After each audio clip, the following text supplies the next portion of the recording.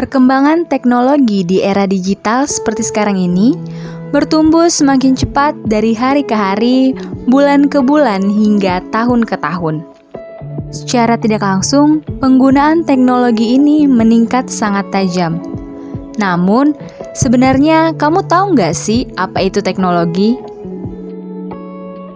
Secara umum, teknologi ialah ilmu yang berhubungan dengan alat atau mesin yang diciptakan untuk mempermudah manusia dalam menyelesaikan berbagai macam masalah atau pekerjaan yang terdapat di dunia. Nah, pengertian teknologi informasi sendiri ialah fasilitas-fasilitas yang terdiri dari perangkat keras dan perangkat lunak dalam mendukung dan meningkatkan kualitas informasi untuk setiap lapisan masyarakat secara cepat dan berkualitas. Gereja sebagai komunitas beriman yang mengembara, yang berdimensi spasial sekaligus temporal, tidak pernah sepi dari tantangan yang berasal dari konteks di mana ia ada dan berteologi. Kemajuan di bidang teknologi informasi, pengaruh media sosial, tak pernah luput dari area di mana gereja juga harus berurusan dan mengambil peran sebagai garam dan terang. Dalam situasi seperti saat ini, seperti masalah pandemi COVID-19 yang tengah terjadi, gereja kembali diuji untuk tetap menjalankan fungsinya. Dari waktu ke waktu, oleh pertolongan rahmat Tuhan, gereja telah menunjukkan ketangguhan eksistensi kontekstualisasinya sebagai perwujudan tugas dan panggilan. Adanya ide gagasan gereja digital ialah sebuah tawaran kehidupan menggereja pada masa kini. Dunia virtual meskipun di satu sisi memiliki potensi untuk disalahgunakan untuk kepentingan-kepentingan tertentu, namun di sisi lain dapat menjadi peluang di mana gereja memiliki cara pandang baru dalam memandang realitas Allah yang transenden. Kita akan melihat sejauh mana gereja cakap dalam bersentuhan dan menjalankan panggilan pastoralnya serta menangani pengaruh yang ditimbulkan oleh kemajuan teknologi informasi. Alkitab mengatakan bahwa segala sesuatu adalah milikmu, tetapi kamu adalah milik Kristus. Terdapat dalam 1 Korintus 3 ayat 21 dan 23. Jika dilihat melalui pemahaman teologis hermeneutis terhadap ayat-ayat tersebut, baik para peneliti, teknis, dokter, filsuf, teolog, dan ilmuwan harus meyakini bahwa mereka masing-masing menerima ilham Allah, sehingga melalui akal budi dan tangan merekalah dilanjutkannya karya penciptaan Allah hingga pencapaian puncak kesempurnaannya di dunia.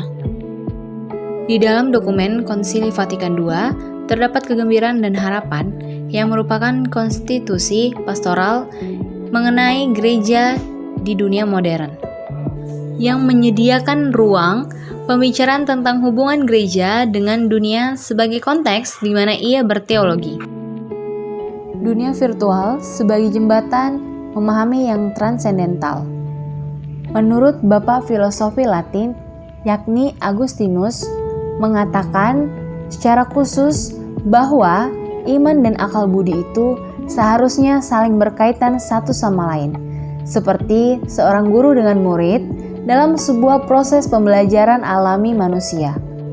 Oleh karenanya, iman sangat diperlukan dari awal hingga akhir.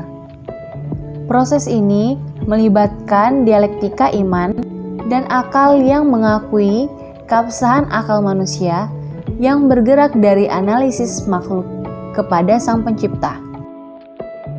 Terkhususnya dengan teknologi dunia maya atau yang disebut virtual world, yang kini telah menjadi semacam medan baru bagi relasi antar manusia dengan berbagai kepentingan dan pengaruhnya, baik dari yang positif hingga yang paling negatif.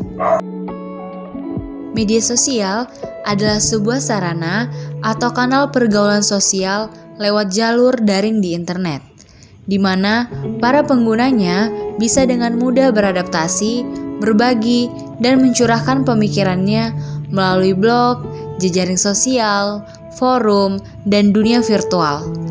Media sosial ini memberikan pengaruh yang cukup besar dalam penyampaian dan penyebaran informasi.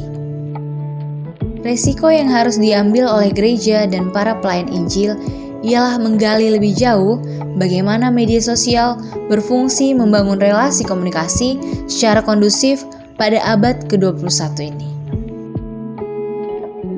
Warren mengatakan, revolusi media massa akhir-akhir ini seperti gelombang tsunami yang tidak dapat dihindari kecuali dihadapi oleh setiap individu dengan cara melakukan surfing spiritual waves. Artinya, gereja dan para pelayan Injil jika ingin memiliki pengaruh yang besar dalam memainkan peran sebagai garam dan terang dalam konteks masyarakat berteknologi, tidak dapat melawan atau bahkan mengabaikannya. Dalam hal ini, gereja harus cakap dalam memahami peran vital yang sedang dimainkan oleh media teknologi informasi. Kecepatan penyebaran pengaruh internet yang terus-menerus dan kemajuan teknologi komunikasi informasi tentu saja akan sangat mempengaruhi bagaimana cara masyarakat bersentuhan dengan agama. Sebagai komunitas peziarah, gereja tidak boleh kehilangan sikap kritis terhadap lingkungan konteks di mana gereja menggereja.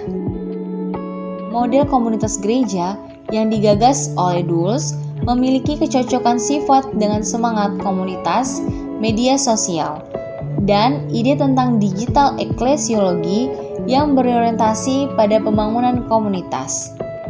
Teknologi adalah suatu sumber daya di mana gereja harus dengan bijak mengambil peran sebagai penata layanan yang cakap demi terlaksananya pemberitaan amanat agung di era digital.